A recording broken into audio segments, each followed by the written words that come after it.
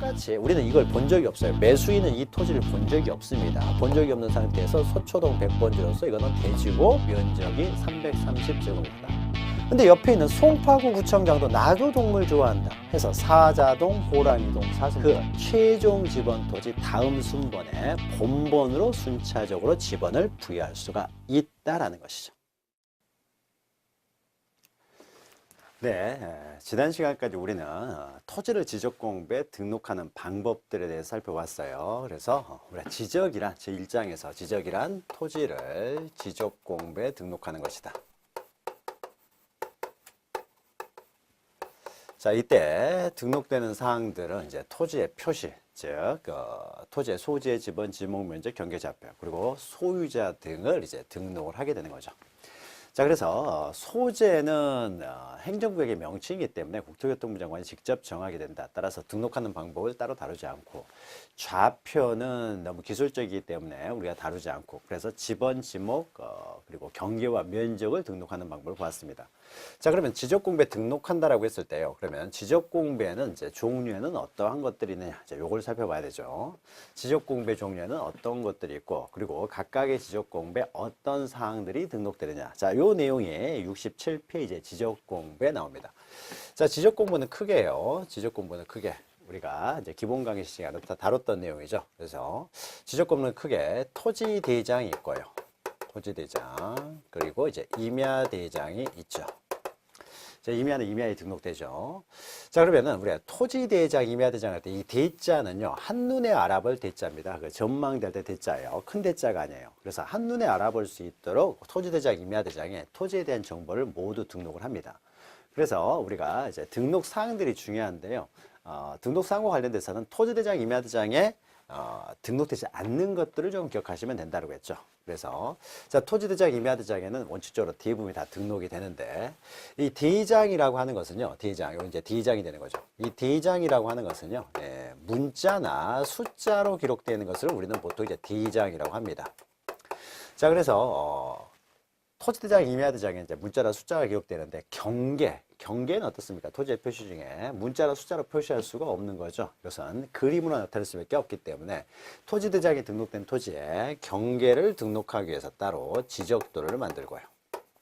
임야대장에 등록된 토지에 경계를 등록하기 위해서 임야도를 만드는 거죠. 자, 그래서 지적도와 임야도 이 두 가지를 우리는 도면이라고 하는 거죠. 도면. 그래서 대장과 도면으로 크게 구성되어 있습니다.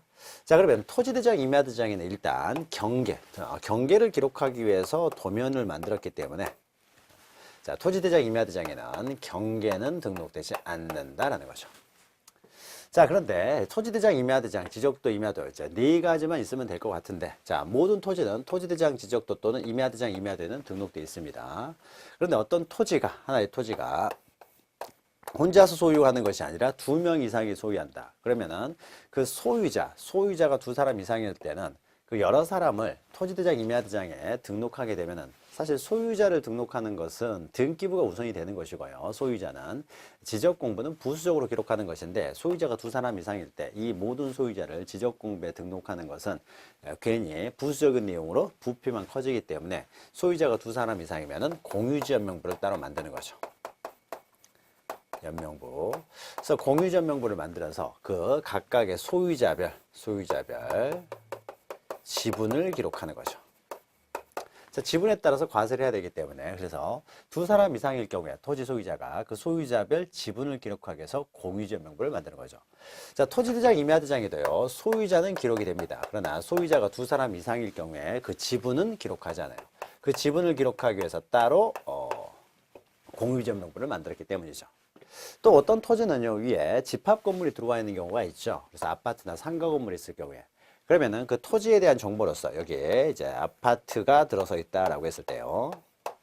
자, 그러면 이 대지권, 토지에 대한 권리가 이제 대지권이 되겠죠. 이 대지권은 이제 대지권도 권리가 되겠죠. 대지권은 토지에 대한 정보이기 때문에 대지권을 기록해야 되는데, 대지권자가 너무 많은 거죠. 굉장히 많죠. 세대별로 다 대지권을 가지고 있다라고 하면은.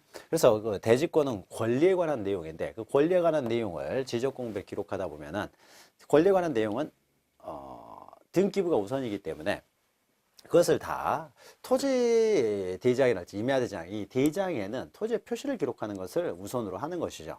따라서 그 대지권을 기록하다 보면 또 부피가 너무 커지기 때문에 그 대지권을 따로 기록하기 위한 장부로서 대지권 등록부를 만드는 거죠.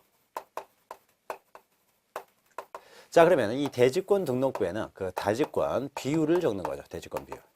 자, 대지권 비율을 적을 때는요, 몇 호가 대지권 비율을 얼마를 가지고 있는지 그 전유 부분 건물 표시가 나와야 되겠죠. 전유 부분 건물 표시. 자, 그 다음에요, 이 토지 위에 건물이 한 동만 있는 것이 아니라 두 동이 있다. 두 동이 이렇게 있으면 어떻습니까? 두 동이 이렇게 있으면은 A동 301호냐, B동 301호냐, 이게 나와야 되겠죠. 그래서 건물 명칭도 나와야 되겠죠. 그래서 이 세 가지를 기록하기 위해서 대지권 등록부를 만드는 거죠. 자, 그러면은 토지대장, 임야대장에는 또 기록되지 않는 것이 대지권 비율이죠. 토지에 대한 대지권 비율을 기록하기 위해서 대지권 등록부를 만들기 때문이죠. 자, 대지권 비율이라고 하는 것은요, 대지권 비율을 적기 위해서는 몇 호, 몇 동, 몇 호가 대지권 비율이 얼마냐, 이것이 나와야 되기 때문에 하나의 세트로 나오는 거죠. 자, 그러면은 그 권리에 따라서 과세를 하게 될 텐데요. 과세를 하게 될 텐데, 그 301호에 과세를 하는 건 아니잖아요. 301호 소유자에게 과세하기 때문에 여긴 당연히 소유자도 기록을 해야 되겠죠. 소유자. 그런데 301호가 혼자 소유하는 것이 아니라 두 사람 이상이 공동으로 소유합니다. 공동으로 소유하게 되면은 그 지분을 적어야 되겠죠. 그래야 공동으로 소유하게 되면 그 지분만큼 대지권의 비율이 틀려지기 때문이죠. 그래서 301호, 뭐 부부간이 공동 소유다라고 하게 되면은 그 지분도 기록을 해야 되겠죠. 그래서 그 지분에 맞춰서 이제 과세를 해야 되니까요. 자, 그리고 또 이제 자, 일정한 토지는요, 경계점을 좌표를 두고 있는 경우가 있죠. 그래서 좌표를 가지고 있는 토지 같은 경우, 좌표도 토지에 대한 정보이기 때문에 토지대장, 임야대장에 적어야 될 것 같지만은, 기록해야 될 것 같지만은, 좌표가 다양하게 많이 존재하게 되면은, 이 좌표는 일반인이 보고 쉽게 이해하기도 어려운 내용인데, 그런 내용이 토지대장, 임야대장, 주로 이제 토지대장이 되겠죠. 임야대장에 경계점 좌표 등록부를 두고 있는 경우는 없으니까요. 자, 토지대장에 다 이것을 좌표들을 기록하다 보면은, 굉장히 전문적인 내용들, 우리가 일반인 이해하지도 못하는 내용들이 토지대장의 부피를 너무 크게 차지하고 있기 때문에 그 경계점에 좌표는 또 따로 기록하는 거죠. 그래서 경계점 좌표를 기록하기 위해서 따로 경계점 좌표 등록부를 만드는 거죠. 자, 그러면 경계점 좌표 등록부에는 좌표가 기록이 되겠죠. 좌표가. 그런데 좌표를 기록하기 위해서는요, 이제 X, Y에서 좌표를 기록하게 되는데, 이 좌표가 어떤 토지가 있었을 때, 좌표가 4개가 있다라고 했을 때는요, 이 좌표들을 여기다가 이렇게 기록을 하게 되면, 그러니까 좌표를 그냥 X, Y 해가지고 4개를 이제 만들게 되면은, 과연 요 좌표가 어디에 해당하는 것이 이 좌표인지 알 수가 없죠. 그래서 모양을 그린 다음에 여기에 각각 좌표를 이제 적으면 되는데, 만약 모양이 굉장히 복잡하게 되면요, 요 안에다가 좌표를 기록하는 것이 좀 어렵습니다. 그래서 좀 편리한 방법으로요, 좌표를 적은 다음에 여기다 부호들을 적는 거죠. 그리고 부호의 위치를 여기다 1, 2, 3, 4 이렇게 적는 거죠. 자, 이렇게 하면은 좀 간단하게 그 좌표 위치를 알 수 있다는 거죠. 자, 그러면 좌표를 기록한 다음에 이제 좌표에 이 좌표들을 어떻습니까? 암호화 시키는 거죠. 이게 부호가 되는 거죠. 부호. 1, 2, 3, 4 부호. 그리고 그 부호들의 위치를 나타내주는 이제 그림이 하나 있는 거죠. 이것을 부호도라고 한다. 자, 그래서 좌표를 기록하기 위해서는 부호, 부호도가 하나의 세트로 나오게 되는 거죠. 그래서 좌표와 부호, 부호도를 기록하기 위해서 경계점 좌표 등록부가 또 하나 만들어지는 거죠. 그래서 대장에는 총 이렇게 5가지가 존재하게 됩니다. 대장에는 5가지가. 그렇죠. 자, 그리고 도면으로는 이제 지적도 임야도 2가지가 존재하는 거죠. 자, 이런 것들은요, 이제, 종이로 존재하게 되면은 이것을 종이로, 그러니까 현실적으로 종이로 존재하게 되면 이것을 이제, 종이로 존재해서 우리가 쉽게 알 수 있기 때문에 이것을 가시적 지적 공부라고 하고요. 그런데 이런 것들이 이제 조금씩 어떻습니까? 전산화가 됐다는 거죠. 자, 이런 것들을 전산화를 시켜놓으면은 전산화된 지적 공부가 되겠죠. 전산화. 자, 여기 있는 것들이 이제 조금씩 전산화가 되고 있어요. 그래서 이것을 이제 전산화되면 이제 전산화된 지적 공부가 되는 거죠. 전산화된 지적 공부는 디스크 안에 들어가 있기 때문에 우리가 눈으로 보이지는 않죠. 그래서 이것을 불가시적 지적 공부라고 한다. 지적 공부라고 하죠. 그래서 지적 공부는 총 어떻게 됩니까? 이게 다 이제 지적 공부가 되는 거죠. 자, 그러면은 지적 공부는 가시적 지적 공부 7가지하고 전산화된 지적 공부 1가지에서 총 8가지 지적 공부가 있고, 가시적 지적 공부는 다시 대장 5가지하고 도면 2가지가 있다는 거죠. 자, 지적 공부의 종류 67페이지 보시면 이제 지적 공부의 종류가 이렇게 있는 거죠.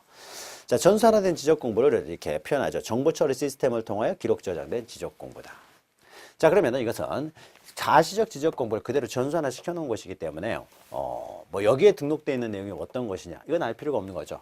종이로 되어 있는 것들을 그대로 그냥 전산화만 시켜 놓은 것이기 때문에, 따라서 우리는 이 7가지의 지적 공부에 있어서의 그 지적 공부 각각의 어떤 사항이 등록되느냐, 자, 요것이 시험 문제에 나오는 거죠. 그래서 가시적 지적 공부 7가지의 그 등록 사항들, 이것도 안 했네요. 자, 토지대장, 임야대장은 어떻습니까? 여기 좌표를 기록하기 위해서 경계점 좌표 등록부가 있기 때문에 따로 좌표를 기록하지 않는 거죠. 자, 그래서 토지대장, 임야대장에 등록되지 않는 거 이 4가지 기억하시면 되고요. 자, 그러면은 이제 7가지 이 지적 공부에 각각 등록되는 사항들, 이것이 반드시 시험 문제 나옵니다. 그래서 이것을 기억을 하셔야 되는데, 자, 요 내용들을요, 자세한 내용들, 여기서 가장 중요한 게 요 내용입니다. 공유전명부에 기록되는 가장 중요한 내용들, 대지권 등록부에 기록되는 가장 중요한 내용, 경계점 좌표 등록부에 등록되는 가장 중요한 내용. 자, 이것을 기초로 해서요, 이제 개별적으로 각각 구체적으로, 물론 이게 가장 중요한 내용이지만은 이것만 등록되는 건 아닌 거죠. 기본적인 내용은 당연히 따라서 등록됩니다. 기본적인 내용 플러스해서 더해가지고 이제 이런 것들을 등록하기 위한 장부인데, 또 기본적인 사항들은 또 등록되는 거죠. 자, 우리가 각각 지적 공부에 등록되는 사항에 대해서는요, 우리가 기본 강의 시간에 자세히 보았기 때문에 지금은 이제 80페이지 보시면요, 지적 공부 등록 사항에 관한 표가 있습니다. 그래서 이 표를 가지고 이제 정리를 하도록 하겠습니다. 자, 그러면은 80페이지를 펴 보시고요. 자, 왼쪽에는 이제 대장을 이제 구분해 놓고 있는 거죠. 그리고 오른쪽에는 그 등록되는 사항들이 나오고 있습니다. 그래서 하나하나 보도록 하죠. 자, 등록된 사항들을 통해서요, 각각 그 장부에 등록되는 내용들을 확인해 보도록 하죠. 자, 가장 먼저 소재 지번이 있는데요. 소재 지번은 7가지 지적 공부 모두에 등록된다는 거죠. 그래서 소재 지번은 그 토지를 특정하는 것이기 때문에 도대체 몇 번지 공유전명부냐, 몇 번지 대지권 등록부냐. 그래서 소재 지번은 기본 사항이 되는 거죠. 그래서 모든 지적 공부에 다 등록이 된다는 거죠. 그리고 지목과 축척이 있는데, 지축 이렇게 외우시라고 했어요. 이것을 지목과 축척을 한꺼번에 이렇게 동그라미를 친 다음에요. 자, 지목과 축척은 오로지 토지대장, 임야대장, 지적도, 임야도 4가지에만 등록된다는 거죠. 자, 각각의 이런 대장 3가지, 부수적으로 나오는 이제 3가지는 각각의 이런 목적들을 위해서 나온 것이기 때문에요.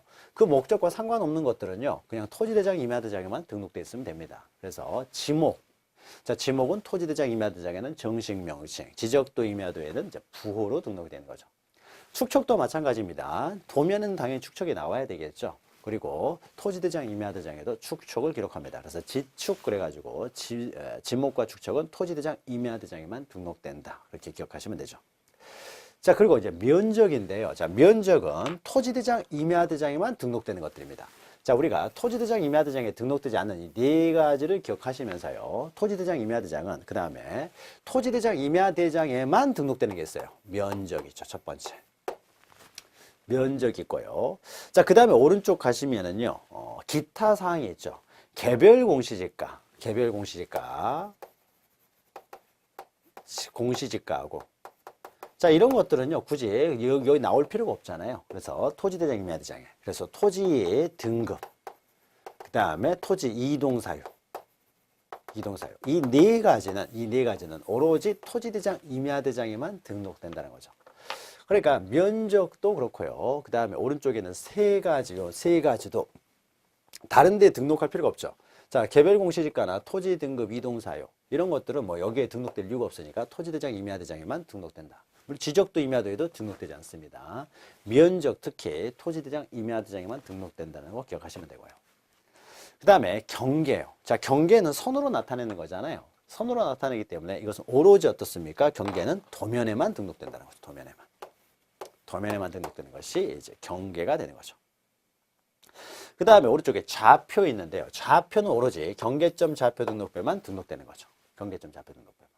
자, 경계점 좌표 등록부 밑에 칸에 보시면요. 맨 오른쪽에 기타 사항 보시면요. 자, 경계점 좌표 등록부에 좌표가 기록되면은 부호와 부호도는 좌표와 세트가 되기 때문에요. 부호, 부호도도 마찬가지로, 즉 좌표, 부호, 부호도는 모두 경계점 좌표 등록부에만 등록된다라는 겁니다. 자, 이렇게 기억하시면 되는 거죠. 그 다음에 소유자 및 변경일인데요. 변경일에다가 변경 원인도 쓰세요. 밑에 변경일 밑에다가 변경 원인 다 같은 내용입니다. 변경 원인, 변경일과 변경 원인. 자, 소유자를 기록할 때는요, 언제 소유권을 취득했는지, 어떤 원인으로 소유권을 취득했는지를 같이 적게 됩니다. 그래서 소유자, 그 다음에 변경일, 변경 원인은 하나의 세트예요. 소유자가 기록되면 같이 기록이 됩니다. 변경일, 변경 원인도. 자, 그러면 소유자가 기록되는 것이 어딘지 보죠. 자, 토지대장, 임야대장에도요, 소유자 기록이 되죠. 소유자 기록됩니다. 그 다음에 공유지원 명부에 지분에 맞춰서 과세하기 위해서 각 소유자별 지분을 기록하는 거죠. 소유자 기록되고요. 대지권 등록부에도 그 대지권 등록부에 기록되는 것은 몇 호가 대지권 비율이 얼마냐라고 하지만은 그 몇 호의 소유자를 기록을 해야 될 거 아니에요. 과세는 소유자한테 부과하기 때문에요. 그래서 소유자는 대지권 등록부에도 기록된다. 그래서 소유자 그 변경일, 변경 원인이 모두 등록되는 것들. 이런 것들은 이제 네 가지가 있죠. 토지대장, 임야대장, 공유전명부, 대지권 등록부가 된다. 다만 그 오른쪽에 있는 소유권의 지분요. 자, 지분은요. 토지대장, 임야대장에는 지분은 기록하지 않는다는 거죠. 소유자별 지분을 기록하기 위해서 공유전명부가 있고요. 또 전유 부분을 두 사람 이상이 공동으로 소유하게 되면은 그때는 소유권 지분을 또 기록해야 되는 거죠. 따라서 공유전명부와 대지권 등록부 이 두 가지에만 소유권 지분을 기록합니다. 그래서 소유자가 기록되는 네 가지하고 소유권 지분을 기록하는 두 가지는 구별을 한다는 거죠. 토지대장, 임야대장에는 지분은 기록하지 않는다라는 거죠. 자, 그 다음에 이제 고유번호가 있죠. 자, 고유번호. 자, 고유번호는요. 우리가 기본 강의 시간에 했던 거죠. 이 소재와 지번에 의해서 그 토지가 특정이 되는 거죠. 그때 이 소재는 행정구역입니다. 행정구역. 그래서 행정구역을 적게 되면은 무슨 시, 무슨 동, 이렇게 쓰게 되겠죠. 무슨 동, 무슨 구, 무슨 동 이렇게 쓰게 됩니다. 한글로 쓰다 보면은요, 이게 너무 길어지기 때문에 어떻습니까? 그 행정구역을 코드화 시킨다는 거죠. 그래서 코드화 시켜가지고 이것을 10자리로 만드는 거죠. 10자리로 만들고요. 그 다음에 지번을 가지고 어떻습니까? 지번을 가지고 8자리를 만드는 거죠. 그래서 앞에 4자리는 본번을 나타내고 뒤에 4자리는 부번을 나타내고요. 그래서 이 지번을 가지고 이제 8자리로 이제 코드화를 시키는 거죠. 자, 그러면은 이제 소재 지번이 같은 토지는 동일한 토지는 없기 때문에 고유번호가 같은 토지는 없다라는 거죠. 그래서 18자리가 될 것 같지만은 중간에 또 한 자리가 있는 거죠. 이 한 자리. 이 한 자리가 뭘 나타냅니까? 대장 구분 번호를 나타내는 거죠. 대장 종류죠. 우리가 한글로 쓸 때는 어떻습니까? 지번을 적을 때 임야대에 등록된 토지 같은 경우는 숫자 앞에 산자를 붙이는 거죠. 산자를. 이 산자에 해당하는 번호를 여기다 붙여준다는 거죠. 그래서 대장 종류와 관련돼서 1로 돼 있으면 토지대장에 등록된 토지, 2로 돼 있으면은 임야대장에 등록된 토지, 그리고 3으로 등록돼 있으면은 이 3으로 돼 있으면은 이것은 경계점 좌표 등록부에도 등록된 토지를 의미한다라는 거죠. 자, 그래서 시험 문제가요, 면적 측정 우리가 지난 시간 했는데 만약에요 500분의 1 축척지역, 600분의 1 축척지역 뭐 이렇게 말하지 않고요. 자, 고유번호가 다음과 같다. 여기서 326.55가 나왔다. 지적공매 등록할 때 면적은 어떻게 등록해야 되냐. 그러니까 축척을 전혀 말해주지 않았습니다. 근데 고유번호만 가르쳐줬어요. 자, 그럼 고유번호를 봤더니 여기 앞에 8자리 앞 지번 앞에 있는 자리가 어떻습니까? 3으로 돼 있다는 거죠. 자, 3으로 돼 있으면 이 토지는 경계점 좌표 등록부에도 등록된 지역을 의미하는 거죠. 경계점 좌표 등록부에 등록됐기 때문에 축척이 얼마가 되겠습니까? 500분의 1이 된다는 거죠. 500분의 1이 되기 때문에 0.1제곱미터까지 구해야 되는 거죠. 근데 5로 딱 떨어졌고 앞에 숫자가 홀수니까 올려야 되겠죠. 그래서 326.6 이렇게 등록을 해야 되는 거죠. 자, 그래서 도시개발사업 시행지역, 그 경계점 좌표 등록부에 등록된 지역, 이것이 바로 고유번호가 3으로 시작되는, 그러니까 고유번호에 있어서 대장 구분번호, 대장 종류번호가 3으로 되어 있는 지역, 다 동일한 지역을 말합니다. 자, 그래서 대장 종류 번호 한 자리까지 해서 총 어떻게 됩니까? 고유 번호는 19자리로 구성되어 있는 거죠. 19자리로. 그래서 고유번호가 동일한 토지는 없는 거죠. 그래서 이 고유번호 19자를 구성된 이제 고유번호가 있는데요. 자, 우리가 이 고유번호를 가지고는 뭘 알 수 있습니까? 대장 종류하고 소재, 즉 행정구역과 지번은 알 수 있죠. 그러나 우리가 고유번호를 만들 때 지목을 가지고는 고유번호를 만들지를 않죠. 따라서 고유번호를 보고 우리는 지목은 알 수가 없다. 뭐 이런 내용들 우리가 했었던 것이죠. 자, 그러면은 고유번호는 어디에 등록되느냐에 있어서요. 이 고유번호하고 옆에 있는 장번호를 이제 묶어야 되는 거죠. 자, 이 고유번호는 대장 5가지만 등록됩니다. 대장 5가지. 그래서 도면에는 고유번호가 등록되지 않는다는 거죠. 대장 5가지만 등록된다.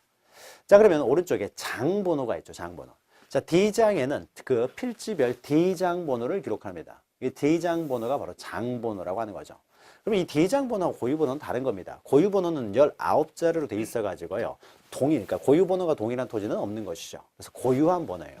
그러면 오른쪽에는 장번호는요. 관할구역에 토지가 5,000필지가 있다. 그럼 토지 대장이 5,000개가 있을 거 아니에요. 그러면은 1번부터 어떻습니까? 5,000번까지 순서를 매기겠죠. 이게 바로 이제 장번호가 되는 거죠. 그래서 어떤 토지는 275번이고 어떤 토지는 뭐 361번이다. 이렇게 될 수가 있는 거죠. 그리고 공유전명부도 이 관할구역 안에 공유지가 뭐 500필지가 있다. 공유전명부가 500개가 있을 거 아니에요. 그러니까 1번부터 500번까지 번호를 붙이는 거죠. 이게 바로 공유전명부의 이제 제한번호가 되겠죠. 그래서 각각의 이제 1번부터 500번까지 붙이게 되면은, 자, 어떤 토지는 공유전명부가 뭐 275번이 있는 경우가 있겠죠. 자, 이게 이제 장번호예요. 이게 공유전명부의 장번호가 되는 거죠. 이 장번호라고 하는 것은 우리의 페이지 번호가 있잖아요. 그래서 이것이 뭐 한 400페이지 가까이 되면은 페이지를 밑에다 적어 놓으면 우리 찾기가 편하잖아요. 마찬가지로 이 공유전명부가 여러 장 있으면 각각의 이제 1번, 2번, 3번, 4번에 순번을 붙여놓는다는 거죠. 대지권 등록부도 이 지역의 대지권 등록부가 500필지가 있어가지고 500개의 대지권 등록부가 있다. 그러면 1번부터 500번까지 그 대장에 이제 순번을 먹이는 거죠. 이것이 바로 이제 대지권 등록부의 이제 장번호가 되는 거죠. 그래서 장번호는요, 뭐 특별한 게 아닙니다. 그냥 페이지 번호라고 생각하시면 돼요. 페이지 번호. 자, 그래서 대장에는 이렇게 페이지 번호인 바로 장번호 기록한다는 거죠. 자, 그러면은 고유번호는 대장 5가지만 기록되기 때문에 장번호도 대장 5가지만 등록된다.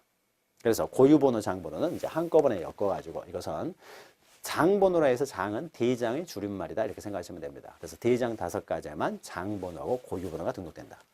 자, 그러면 도면에는 이제 도면번호가 등록되는 거죠. 이 도면에는. 그래서 어떠한 지역에 어떤 동이 이렇게 있는데 여기에 한 장의 지적도로 못 들어가고요. 총 12장의 지적도로 들어갑니다. 12장에. 자, 12장의 지적도로 들어가면 어떻습니까? 도면이 12장으로 구성되어 있는 거죠. 그러니까는 이 도면을 어떻게 돼요? 또 번호를 붙이겠죠. 1번, 2번, 3번, 4번, 5번 이렇게. 자, 그러면 각각의 이 번호가 붙어 있으면 이게 도면 번호가 되는 거죠. 도면 번호. 그러니까 대장 같은 경우에 대장에 뭐 500장이 있다. 그러면 500장, 1번부터 500장 순번 붙이되죠.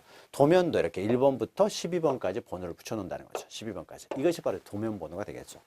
자, 그래서 대장에는 장번호, 도면에는 도면 번호가 기록이 된다.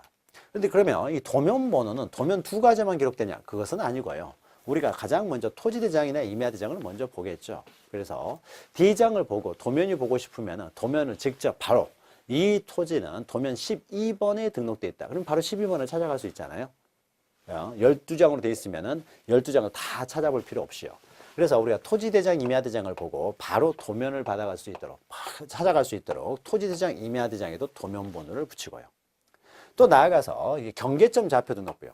자, 경계점 좌표 등록부에 있어서는 우리는 그 경계점의 위치를 알 수가 있죠. 그래서 어떤 한 토지 모양을 알 수는 있어요. 경계점 좌표 등록부를 보고 좌표에서 그 한 필지, 그 특정 필지에 대한 모양을 알 수 있지만은 인접 토지의 모양은 알 수가 없죠. 그래서 인접 토지의 모양을 보고 싶다. 그러면은 도면을 찾아가야 되는데 몇 번 도면을 찾아가야 되느냐? 자, 그것을 알기 위해서 경계점 좌표 등록부에도 도면 번호를 기록한다는 거죠. 자, 결국 도면 번호도 5가지에 등록됩니다. 그러나 공유전명부나 대지권 등록부는요, 뭐 도면 보려고 하는 게 아니잖아요. 소유자별 지분이라든지 대지권 비율을 보기 위한 거예요. 그래서 도면 번호는 공유전명부나 대지권 등록부에는 기록하지 않아요. 그러니까 우리가 장 번호는 대장 5가지, 도면 번호는 도면 두 가지하고 공유지역명부 대지권 등록부를 제외한 토지대장, 임야대장, 경계점 좌표 등록부 이렇게 5가지 등록된다. 그러니까 장번호, 도면번호는 둘 다 5가지에 등록되는데 이때 구별하시면 되겠죠. 그래서 장번호는 도면 2개가 제외되고 도면번호는 대지권 등록부와 공유지역명부가 제외된다는 거죠. 자, 이렇게 5가지에 등록된다. 자, 이 내용을요, 여러분들이 이제 이해를 하시고, 그 다음에는 외우셔야 됩니다. 그러니까 이해하고 정리를 하셔야 돼요. 자, 그래서요, 맨 밑에 먼저, 그러니까 우리가 기타 사항을 보죠. 토지대장, 임야대장에만 등록되는 3가지를 보았고요. 또 맨 밑에 보시면 대지권 등록부에만 기록되는 것이 3가지죠. 대지권 비율은 대지권 등록부에만 기록됩니다. 요 3가지는 대지권 비율을 기록하기 위해서는 전유 부분 건물 표시가 나와야 되고 건물 명칭도 나와야 되기 때문에 이것이 세트가 돼서 이것들은 대지권 등록부에만 등록이 된다는 거죠. 자, 그리고 이제 지적도 임야도 이제 도면의 등록사항만 보시면 되겠죠. 자, 도면은 우리가 도면을 상상하시라고 했죠. 그래서 도면을 상상을 통해서 도면에 등록되는 내용을 우리가 기억을 하셔야 된다는 거죠. 자, 그래서 도면이 이렇게 있으면요, 우리가 도면이 이렇게 있으면은 도면 책 교과서 안에도 있죠. 그래서 도면이 있으면은 맨 왼쪽에 있는 게 뭡니까? 십자가 모양으로 있는 것이 바로 색인도라고 하는 거죠. 색인도. 그래서 이 가운데 있는 번호가 이 도면 번호를 나타내 주는 거죠. 그래서 왼쪽, 오른쪽, 아래, 위를 갈 때는 몇 번 도면을 찾아갈 수 있도록 한다라는 것이 색인도가 되는 거죠. 그다음에 색인도 옆에 무슨 동, 그러니까 무슨 구, 그러니까 무슨 시, 무슨 구, 무슨 동 지적도다라고 해서 무슨 지적도다라고 해서 이게 제명이 되는 거죠. 그럼 제명 앞에 있는 것들이 어떻습니까? 소재가 되는 거죠. 소재가 되는 것이고요. 그 다음에 이제 축척이는, 그 다음에 이제 도면 번호가 나오는 거죠. 도면 번호. 제 몇 장죠. 자, 이 무슨 동에 있는, 무슨 동에 지적도가 여러 장으로 구성됐을 때, 이 도면은 이제 몇 번이다. 그 중에 몇 번이다라고 하는 도면 번호가 나오고요. 도면이니까 축척이 당연히 나오게 되겠죠. 자, 그 다음에 어떻습니까? 여기 이제 도각선, 이게 도각선이죠. 지적도의 외곽선, 그래서 우리는 이제 도각선이라고 하고요. 도각선 옆에 보시면 이렇게 숫자가 있다는 거죠. 자, 이것을 우리는 도각선 수치라고 하고요. 수치라고 하고.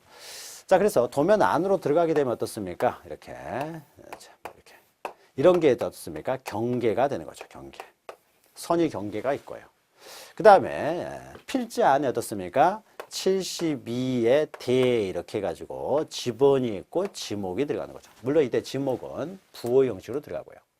자, 이런 내용이 들어가고 더 나아가서 뭐가 있습니까? 가끔 도면 보면은 이렇게 동그라미 이렇게 써져 있는 게 있다는 거죠. 자, 이런 것들이 지적 기준점이라는 거죠. 지적 기준점도 등록이 되고요. 또 때로는 우리가 측량 시간 했던 거죠. 어떤 건축물이 경계를 넘어섰느냐, 넘어서지 않았느냐. 이것을 확인하는 측량을 우리는 지적 현황 측량이라고 하고요. 그래서 이 토지하고 이 토지가 이렇게 있는데, 이 토지가 이렇게 있습니다. 근데 여기에 어떤 건축물이 있는데, 이 건축물이 경계를 약간 넘었어요. 자, 그러면 이렇게 경계를 확인하기 위해서, 표시하기 위해서 하는, 건축물이 경계를 넘었는지 넘어서지 않았는지를 확인하기 위해서 하는 측량. 이것을 우리는 지적 현황 측량이라고 하고, 이 지적 현황 측량을 했을 때는 어떻습니까? 건축물의 위치를 또 기록해 두는 거죠. 얼마나 넘어갔는지. 그래서 지적 기준점 위치도 등록이 되고, 더 나아가서 건축물 등의 위치도 등록된다는 거죠. 건축물 위치. 이런 것들도 등록이 된다라는 것이죠. 등록이 된다. 자, 그래서 자 보죠. 오른쪽 보시면 도면에 색인도 등록되고 제명 등록되고요.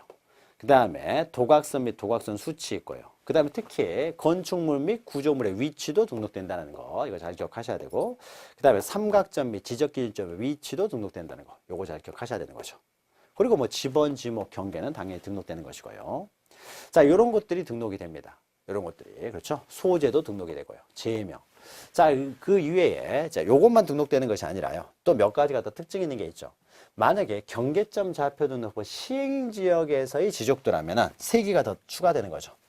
경계점 좌표 등록부 시행지역에서의 지적도라면은 이것은 경계점 좌표 등록부 시행지역의 지적도다라는 걸 보여주기 위해서 제명 옆에 이렇게 좌표라고 적는 거죠. 좌표. 좌표라고 적고요. 경계점 좌표 등록부 시행지역에서는 또 어떻습니까? 여기서부터 여기까지 경계점 간의 거리도 기록하는 거죠. 거리. 경계점 간의 거리도 기록을 하고요. 또 경계점 좌표 등록부 시행지역의 지적도에 있어서는 면적을 측정할 때 좌표로 측정해야 되지 이 도면 위에서 전자면적 측정기를 가지고 측정해서는 안 되기 때문에 오른쪽 아래 어떻습니까? 이 도면으로 측량할 수 없음 이런 말들이 들어간다는 거죠. 자, 그래서 밑에 있죠. 참고표에서 경계점 좌표 등록부 비치 지역의 지적도, 경계점 좌표 등록부 비치 지역의 지적도에서 여기에만 들어가는 세 가지 특징이 있는 거죠. 그래서 첫 번째가 제면 끝에 좌표라고 표시한다. 그리고 경계점 간의 거리를 표시하고요. 또 이 도면을 측량할 수 없음이 오른쪽 하단에 표시가 된다는 거죠. 그래서 경계점 좌표 등록부 시행지역에서의 지적도에만 추가되는 세 가지가 또 있는 것이죠. 자, 지금 요 도면, 이 80페이지에 있는 내용이 있죠. 자, 여기에서 반드시 한 문제가 나오기 때문에요. 요 내용. 자, 전체적인 내용을 이해가 안 되셨을 때는 우리가 기본 강의 시간에 전체적인 내용은 다 우리가 설명을 했기 때문에요. 지금, 난 이해가 안 된다 그러면은 기본 강의를 다시 돌려서 이 도면, 등록사항이죠. 등록사항 파트를 한번 다시 한번 읽고 이해하시면 돼요. 그냥 외우시려고 하면 너무 어렵기 때문에요. 이해를 통해서 외우셔야 됩니다. 그래서 우리가 다 정리를 했기 때문에 이해가 되기 때문에 이렇게 정리하시면 되는 거죠. 자, 그래서 지적공부 등록사항 여러분 꼭 기억하시고요. 자, 그러면은 이제 그 다음이요. 지적공부 관련된 이제 부수적인 내용이 나오는 거죠. 자, 지적공부는 굉장히 중요합니다. 그러니까 잘 보존을 해야 되겠죠. 그래서 81페이지부터는 이제 지적공부 관련된 부수적인 내용으로서요. 자, 지적공부의 비치 보존해서 지적소관청에서 연구에 보존하는데 양가로 2번 보시면 정보처리 시스템을 통해 기록 저장된 경우, 즉 전산화된 지적공부라는 거죠. 자, 이런 경우에는 지적소관청에서만 보관 의무가 있는 것이 아니라 관할 시도지사도 보관 의무가 있다는 거 기억하셔야 되고요. 시도지사. 그래서 연구에 보존해야 된다.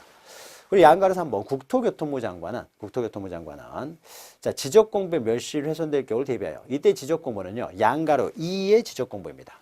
양가로 2의 지적공부예요. 그래서 전산화된 지적공부 같은 경우는 보존 의무는 이제 시도지사가 될 것이고요. 근데 이 전산화된 지적공부에 이게 멸실 훼손되면 안 되는 거잖아요. 그래서 멸실 훼손될 경우를 대비하여 지적공부를 복제하여 관리하는 정보관리 체계를 구축해야 된다. 자, 정보관리 체계를, 그러니까 지적공부를 복제하여 관리하는 정보관리 체계를 구축해야 된다. 이것은 주체가 국토교통부 장관이라는 거 기억하시기 바랍니다. 국토교통부 장관이 전산화된 지적공부에 멸실 훼손될 때를 대비하여 복제하는 정보관리 체계를 구축해야 된다는 거죠. 자, 이렇게 잘 보존해야 되기 때문에 함부로 지적공부를 반출해서는 안 된다는 거죠. 그래서 반출이 있는데요. 자, 반출과 관련돼서는요. 원칙적으로 반출해서는 안 됩니다. 그러나 예외 기억하시면 되는 거죠. 자, 천재지변, 불이 났어요. 이런 경우는 빨리 반출을 시켜야 되겠죠. 또 니은이 중요한 거죠. 자, 니은. 자, 반출을 원칙으로 해서는 천재지변을 제외하고는 해서는 안 되지만은 시도지사의 승인이 있으면은 반출이 가능하다. 그래서 지적공부의 반출은 시도지사 승인사항이다라는 거죠. 승인사항이다. 자, 요거 기억하셔야 되겠죠. 우리가 시도지사 승인사항은요, 뒤에서 또 축척 변경이 나옵니다. 그래서 반, 지, 축 이렇게 외우시면 돼요. 과거에는 반지, 축, 제까지 했는데요. 이 자, 먼저 보죠. 지적공부의 반은 이제 반출할 때요. 반출할 때는 시도지사 승인사항이 되는 거고, 지는요, 지번 변경, 우리가 지번 변경 시간 했습니다. 지번 변경, 엄청나게 많은 토지에 지번을 변경하려면 시도지사 승인이 있어야 되고요. 그 다음에 축척변경, 축은 축척 변경이에요. 축척 변경도요, 엄청나게 돈이 많이 들고 시간이 오래 걸리는 거죠. 그래서 축척 변경은 시도지사 승인사항이고, 제는요, 지적공부의 제작성인데요. 과거에는요, 지적공부 제작성 할 때도 시도지사 승인사항이었어요. 그런데 지적공부가 전산화가 되면서요, 이 제작성에 관한 그 조문들이 이제 삭제가 됐습니다. 그래서 과거에는 이제 시도지사 제작성도 승인사항이었는데, 지금은 삭제가 돼가지고요, 제작성 문제가 아예 생기지를 않습니다. 전산화 돼가지고 생기지를 않기 때문에요, 이 제작성은 과거에 있었지만 지금도 어떤 책에서는 이제 인용을 하고 있는데, 그래서 제 책에서도 가끔 인용을 하고 있습니다만은 이것은 시험 문제에 나올 가능성은 이제 없습니다. 제작성 자체가 지적법이 사라져 버렸다는 거죠. 그래서 시험 문제 나올 가능성이 있는 건 이 세 가지이기 때문에 이 세 가지만 잘 기억하셔도 됩니다. 세 가지만. 자, 그래서 세 가지 반출, 지번 변경, 축척 변경은 시도지사 승인사항이라는 거죠. 자, 요것만 좀 아시면 돼요. 작년에 이쪽에서요, 몇 문제가 한두 문제가 출제가 됐어요. 그래서 올해는 출제 가능성이 이렇게 많지는 않습니다. 자, 그래서 핵심적인 것들만 몇 개 기억하시면 돼요. 자, 82페이지 보시면요. 이제 지적정보 전담관리기구에 설치했는데요. 자, 여기서도 양가리 부분. 자, 국토교통부 장관은 지적공부의 효율적인 관리 및 활용을 위하여 지적정보 전담관리기구를 설치 운영한다. 자, 여기서도 주어가 국토교통부 장관입니다. 그래서 지적정보 전담관리기구를 설치 운영하는 자가 국토교통부 장관이 되는 거 기억하시고요. 그 다음에 양가로 2번도 국토교통부 장관이 주어가 되는 거죠. 그래서 국토교통부 장관은 자, 그래서 지적공부를 이제 활용하기 위해서요, 여러 기타 자료들을 관리하는 기관에 그 자료를 요청할 수 있다. 세 번째 줄 자료 요청에다 체크하시고요. 자, 지적공부 관련된 자료를 요청하는 주체가 또 국토교통부 장관입니다. 자, 그러면은 국토교통부 장관이 주어가 되는 것은요, 시도지사 승인사항 이 세 가지 일단 기억하시고요. 그 다음에 국토교통부 장관이 주어가 되는 것은 우리 책에서요, 네 가지에서 나와요. 그리고 나머지는 국토교통부 장관이 주어가 되는 경우는 없습니다. 그래서 나머지는 다 지적소관청이 주어가 된다고 생각하시고요. 원칙적으로 국토교통부 장관이 주어가 되는 건 딱 네 가지니까 이 이외에 국토교통부 장관이 주어로 나오면 다 틀린 거예요. 그래서 두 문자로 외웁니다. 모, 채, 기, 요. 이렇게 모, 채, 기, 요. 자, 모는요, 우리가 지적국정주에서 모든 토지를 등록해야 된다라고 하면은 국토교통부 장관이 주어가 됩니다. 그리고 우리가 바로 앞 페이지에서요, 체계, 정보관리 체계를 운영하는 사람, 정보관리 체계를 구축해야 되는 사람이죠. 정보관리 체계를 구축해야 되는 사람이 바로 체계를 구축해야 되는 사람이 국토교통부 장관이었고요. 그러니까 전산화된 지적공부에 멸실 훼손될 경우를 대비해서 정보관리 체계를 구축하는 사람이라는 거죠. 그 다음에 기는요, 방금 이것은 기구예요. 지적정보 전담관리기구를 설치 운영하는 자가 또 국토교통부 장관이다. 요는 자료 요청을 말합니다. 어떤 자료를 요청할 때 이럴 때는 국토교통부 장관이 주어가 된다.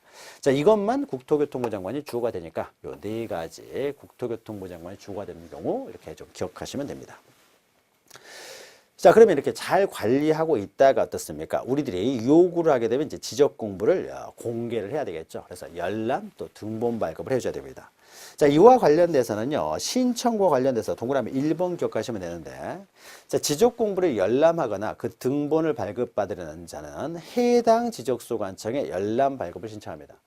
종이로 된 지적 공부에 열람, 등본 발급을 하기 위해서는 해당 지적소관청을 가야 종이로 된 지적 공부가 있어요. 그래서 해당 지적소관청에 열람, 등본 발급을 신청해야 돼요. 그러나 다만 정보 처리 시스템을 통해 기록 저장된 지적 공부요. 자, 정보 처리 시스템을 통해 기록 저장된 지적 공부니까 전산화된 지적 공부라는 거죠. 자, 전산화된 지적 공부를 열람 등본 발급하기 위해서는요, 전산화가 됐기 때문에 굳이 시장, 군수, 구청장한테 가지 않고 읍면동의장에게도 신청할 수가 있다라는 거죠. 자, 전산화된 지적 공부의 보존 의무는 시도지사이지만은 우리가 열람 등본 발급, 그 공개를 함에 있어서는요, 시도지사가 아니라 읍면동의장이 추가가 된다. 다 깔려 있으니까요. 전산화되어 있기 때문에 읍면동의장이 가도 상관이 없다라는 거 기억하시면 되고요. 다만 이제 오른쪽에 동그라미 3번 보시면은, 자, 신청할 땐 수수료를 납부해야 됩니다. 그런데 국가, 지방자치단체, 지적측량 수행자는 이제 수수료가 면제된다라는 거. 이것도 이제 하나 기억하시고요. 자, 그리고 지적공부와 별개로요, 국토교통부에서 가지고 있는 지적과 관련된 여러 가지 전산 정보 자료들이 있습니다. 이런 지적 전산 자료를 국민들이 또 활용할 수가 있느냐, 이것도 활용이 가능하다는 거죠. 이용 활용이 가능합니다. 그러나 지적과 관련된 전산 자료들을 이용 활용하다 보면은 이것이 부당하게 이용될 수도 있고요, 또는 사생활 침해가 이루어질 수도 있기 때문에 일정한 절차를 통해서만 이용할 수가 있습니다. 엄격한 절차를 통해서만 이용할 수가 있다는 거죠. 자, 그래서요, 소관청에 승인이 있어야 됩니다. 소관청에 승인이 있어야만이 지적전산 자료를 활용할 수 있다. 자, 그럼 이때 소관청은 어디가 되느냐에 있어서요, 소관청. 자, 소관청 기억하셔야 돼요. 양가리벌 소관청이 있는데, 자, 전국 단위 지적전산 자료를 활용하고 싶으면요, 국토교통부 장관의 승인을 받으면 되고요. 아니면 해당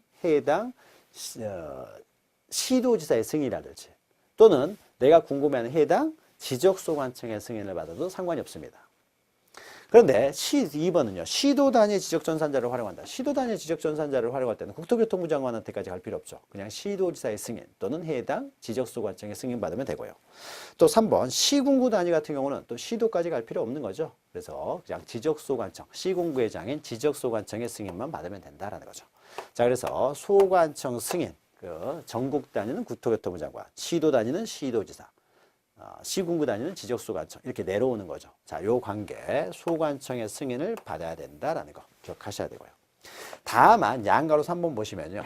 소관청의 승인만 되는 것이 아니라 내가 무엇 때문에 지적전산자를 활용하고 있는지 그 관계되어 있는 그 중앙행정기관의 심사도 받아야 됩니다. 관계기관의 이제 심사를 먼저 거쳐야 돼요. 그래서 관계기관의 심사를 거치고 난 다음에 중앙행정기관의 심사를 거쳐서 심사를 통과하게 되면은요. 먼저 통과를 해야 된다는 거죠. 무엇 때문에 지적전산자를 활용하려고 하는지 그 이유가 이제 타당성을 가지게 되면은 허용을 해주겠죠. 그래서 심사를 거친 다음에 그 다음에 소관청의 승인 이렇게 2단계를 거치게 됩니다. 그래서 양가로 3번 보시면은 자, 승인을 신청하는 자는 미리서 어떻습니까? 두 번째 줄이죠. 관계중앙행정기관의 심사를 받아야 된다. 자, 다만 중앙행정기관의 장, 그 소속기관의 장, 지방자치단체의 장은 뭐 자기가 자기를 심사할 수는 없으니까요. 심사를 받지 않아도 된다는 거죠. 자, 그래서 이 두 단계의 과정을 거쳐서 지적전산자를 활용할 수 있는데 다만 자기 토지요. 자기 토지. 내 토지에 대한 지적전산자를 활용하려고 합니다. 그러면 내 토지에 대한 지적전산자를 활용이기 때문에 남용의 문제가 생길 수도 없고 사생활 침해 문제도 생기진 않겠죠. 그래서 야한가로 4번 보시면 토지 소유자가 자기 토지에 대해서 지적전산자를 활용한다 라고 했을 때는 심사와 승인이 면제된다는 거죠. 받지 아니할 수가 있다라는 겁니다. 면제된다라는 거 기억하시면 됩니다. 자, 요 정도 기억하시면 되고요. 지적전산을 활용할 때도 84페이지 보시면은 사용료는 납부를 해야 되겠죠. 자, 그리고 지적공부에 이제 복구가 있는데요. 85페이지 보시면은 자, 지적공부가요. 멸실 훼손됐어요. 자, 멸실 훼손되게 되면은 이제 지체 없이 지적공부를 복구하게 되는데 그 이제 복구 절차입니다. 자, 복구 절차. 자, 복구와 관련돼서는요. 2번 보시면은 여러 가지 자료를 가지고 지적 공부를 복구하는데 그 복구 자료는 여러 가지가 있습니다. 여러 가지가 있는데 이 복구 자료가 작년에 또 시험에 나왔기 때문에 두 번째 다만 해가지고 오른쪽에 요것만 좀 기억하세요. 소유자에 관한 사항, 지적소관청의 지적 공부에는 소유자에 관한 사항도 기록되어 있다는 거죠. 그래서 토지의 표시만 복구하는 것이 아니라 소유자도 복구를 해야 되는데 이때 소유자에 관한 사항을 복구할 때는 다른 자료를 활용해서는 안 되고 오로지 등기된 토지면은 부동산 등기부, 등기가 안 됐으면 법원의 확정 판결 이렇게 등기부나 법원의 확정 판결에 의해서만 복구할 수가 있다. 이 두 가지 기억하세요. 소유자에 관한 사항은 등기부나 법원의 확정 판결에 의해서만 복구할 수가 있다. 라는 거 요거 기억하시면 되고요. 그 다음에 양가로 3에서 넘기시면 이제 복구 절차가 있는데요. 복구 절차는 이것만 기억하세요. 이거 복구 절차가 복잡하기 때문에요. 먼저 조사를 한 다음에요. 조사를 한 다음에 복구 자료를 작성을 합니다. 그래서 조사한 다음에 복구 자료 작성을 해요. 뒤에 작성만 기억하시면 됩니다. 작성하는 과정에서요. 이것은 뭐 이렇게 오차가 있다든지 오류가 있다든지 했을 때는요. 작성을 하는 과정에서 측량이 필요하면 이제 측량도 하게 됩니다. 작성을 하는데 작성해 놓은 것만으로는 명확하게 드러나지 않는다. 정확성이 없다. 작성만 해놓은 거 가지고는 조사 자료만으로는요 정확하게 알지를 못하겠다. 그러면은 결국 이제 측량을 하게 됩니다. 이때 하는 측량을 이제 복구 측량이라고 해요. 그래서 맨 오른쪽만 보시면 돼요. 먼저 조사하고 여러 가지 작성한 다음에 그 다음에 이걸로는 진실성이 확보가 안 된다. 그러면 방가로 3에 있는 이제 복구 측량을 하게 됩니다. 측량을. 자, 측량을 하고 난 다음에요. 그러면 측량에서 정확한 내용을 알았으면은 바로 이제 복구를 하면 될 것 같지만 바로 복구를 하는 것이 아니라 중간에 측량한 내용에 대해서요. 이의를 제기할 수가 있어요. 이의 신청. 그래서 이의를 신청할 수 있기 때문에 먼저 이의 신청을 먼저 받습니다. 자, 우리가 이의 신청을 하기 위해서는요. 어떻게 측량 결과가 나오는지를 알아야 이의 신청을 할 수 있기 때문에 측량 결과에 대해서 게시를 합니다. 그래서 게시를 한 내용을 보고 이제 이의 신청을 하도록 하고 있어요. 자, 그래서 이의 신청 절차를 거치고 난 다음에 모든 게 해결되면 그때 비로소 복구를 하게 됩니다. 자, 그러면요. 여기서 우리가 기억해야 될 것은요. 요거예요. 복구를 한 다음에 게시하고 이의 신청을 받는 것이 아니라 복구 전에 게시하고 이의 신청을 받는다는 겁니다. 복구하기 전에 게시와 이의 신청을 한다. 요거 좀 기억하시면 돼요. 복구하기 전에 한다는 거죠. 자, 복구도 작년에 시험 문제가 한번 나왔기 때문에 깊이 알기보다는 한 요 정도로 기억하시면 됩니다. 그래서 개시하고 이의신청을 받는다라는 거죠. 그리고 복구한다. 복구 전에 이루어진다는 거죠. 자, 그리고 자, 87페이지 보시면 이제 부동산 종합 공부가 나오는데요. 이 부동산 종합 공부는요. 지적 공부는 아닙니다. 지적 공부는 우리 앞에서 다뤘던 것들만 지적 공부고 부동산 종합 공부는 지적 공부는 아니에요. 자, 지적과 관련된 부수 자료예요. 부수 장부일 뿐입니다. 그런데 이 부동산 종합 공부는요, 이게 다 전산화가 돼 있습니다. 전산화 돼 있어가지고요. 자, 양가를 1번 보시면은 부동산 종합 공부란 해가지고 있죠. 다 토지의 표시 소유자에 관한 사항. 그러니까 부동산에 관한 종합적인 내용이 다 등록되어 있는 장부를 말해요. 그리고 건축물의 표시와 소유자에 관한 사항, 토지의 이용 및 규제에 관한 사항, 부동산 가격에 관한 사항 등 부동산에 관한 종합 정보를 정보관리 체계를 통하여 기록 저장됐다. 정보관리 체계를 통해서 기록 저장됐다는 의미는 무엇입니까? 이것은 전산화가 됐다는 거죠. 전산화. 자, 전산화가 됐기 때문에요. 부동산 종합 공부를 뭐 열람하거나 등본 발급받고자 하는 경우에는요. 거기 양가 위에 있죠. 지적소관청에 가도 되지만은 읍면동회장에 가서 신청할 수도 있다라는 거. 요거 하나 기억하시면 되고요. 자, 그러면은 이 부동산 종합 공부의 관리 및 운영과 관련돼서는요. 양가류 위에 지적소관청이 있죠. 자, 지적소관청에만 동그라미 치시면 됩니다. 자, 부동산 종합공부는요, 지적공부가 아닙니다. 그래서 부동산 종합공부 관련된 사항들은 모두 주어가 지적소관청에 나와야 돼요.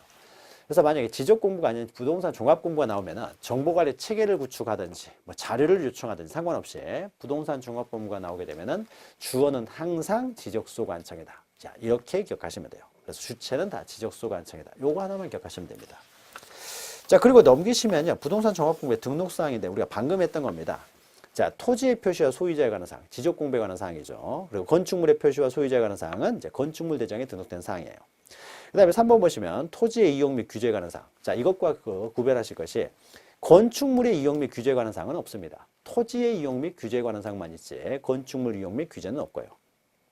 그 다음에 부동산 가격에 관한 사항. 자, 부동산 가격은 있습니다.